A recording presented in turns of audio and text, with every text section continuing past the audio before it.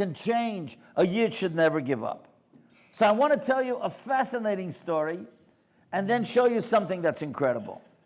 Many of you know, there were some people here before that were with me on some of the trips that we take to Europe. A number of years ago, we went to Greece. And in Greece, of all the places that I've gone in the world, the best Yiddish tour guide that I know is a guy by the name of Chaim Ishakis, who is the tour guide in Greece. Absolutely incredible human being. So he told me a story, and I want to share it with you and then show you something incredible. This story, the reason that he told it in Greece is because the story happened in Sicily, in Italy. In the 1300s, there were many, many Yidden that lived in Sicily. Today, there are hardly any Yidden there at all. Eventually, these Yidden left Sicily, they came to Greece, and they settled in a place called Yanina. We were there for Shabbos when he told us this story. An amazing thing.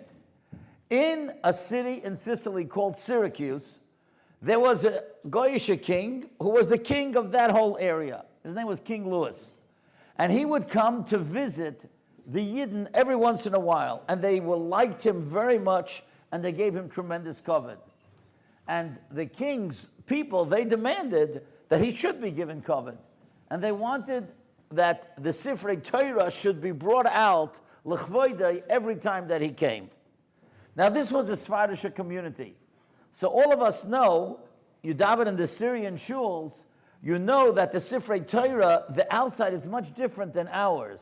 They are rounded, and the Sifrei Torah are inside, and they stand them up, and that's how they learn from them. And those rounded things that the Sefer Torah are in are called tikim, like a tick, like an encasement. And they're beautifully decorated. So it happened a few times that the king would come, and the 5 different shuls in Sicily, they would all bring out the Sifrei Torah, and they would all bring it out to the king. And one time, the Rabbanim got together, and they said, look, it's really not right that we should take a Sefer Torah out for a human being. A human being has to give cover to the Sefer Torah. These tikim are closed anyway. He'll never know the difference. Let's just go out with the tikim. They're very beautiful. We'll all go out every time he comes, and we'll give him kavod. And that's what they started doing. And this went on every time the king came, 2-3 times a year. The Rabbonim, the Shamosim, they would all go out with the tikim, and they gave him tremendous kavod. Unfortunately, it happened that there was a Yid who became a Meshumad. His name was Chaim Shammai. And he changed his name to Marcus. He didn't want to have the name Chaim anymore. And he worked for the government, and he said to the king, I want you to know these Jews, they hate you, they laugh at you. He said, what are you talking about? He said, you think when they go out, they have the Sefer Torah, the Tikim, they take him out the night before you come. They don't keep him in there because they don't respect you really. He said, it's impossible. They're so loyal to me. He said, you'll see. Let's make up a date when you're going to come, and you'll see. All the Tikim will be empty. He says, I don't believe it. So they make up and they announce that they're going to come on a specific day. It was Yud Zayin Shvat. It just happened to be 17th day of Shvat. That night, because they already knew that they were going to have to bring out, the king, they were going to bring out the Sifrei Torah, the Gabbai, whose name was Ephraim Baruch, has a dream. And in the dream, there's a man with a long white beard who says to him, you must make sure that every tick has the Sefer Torah in it. Do not take out the Sefer Torah from the tikkim. Tomorrow, the king is coming. You must have the tikkim in there. He's frightened out of his mind. He never had such a dream. He runs to the shul. He makes sure that the Sifrei Torah are in the tikkim. And then he goes to the gabbai of another shul, 3 o'clock in the morning. And he knocks on the door and he says, I had the strangest dream. He says, don't tell me. I had that dream also. And it turns out that every one of those 5 different Gaboim had that dream, and every one of them made sure that the Sifrei Torah were in the Tikkim. The next morning, the king comes, and he's standing right next to Marcus, and Marcus raises him on, and he says, go ask him to open up the tick. And they open up the first tick, and sure enough, the Sefer Torah is there.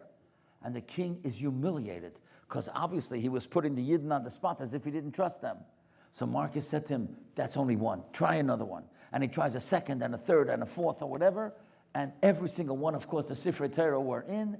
They were so humiliated, the king and his people, that night they hung this Marcus, and the Yidden didn't have to pay taxes for the next 3 years.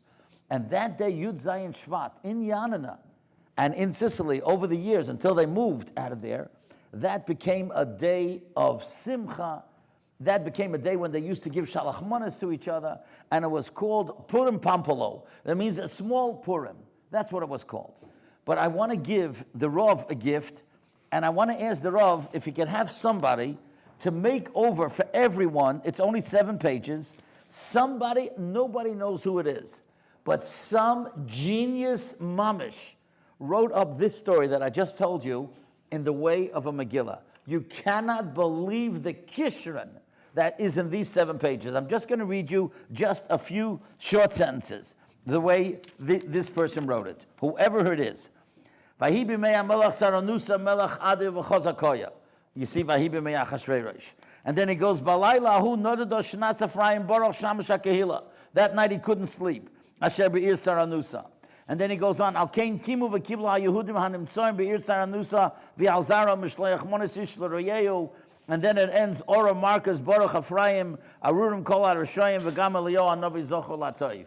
Yeah, if you don't mind, I'll give it to you afterwards. Have somebody who has a copying machine or whatever, make it, read it by the Purim Suda. It's hysterical. You'll ask your children or ask people around the Purim Suda, how many people can pick up Sukkim and Chazal that lie in this incredible Megillah that nobody knows who wrote it. I asked Chaim Meshakis again. I just spoke to him recently.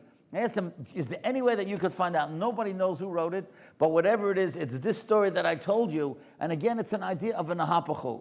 Nahapachu means when you think all is lost, anything can happen. Anything can change, and that's how a Yid has to believe it.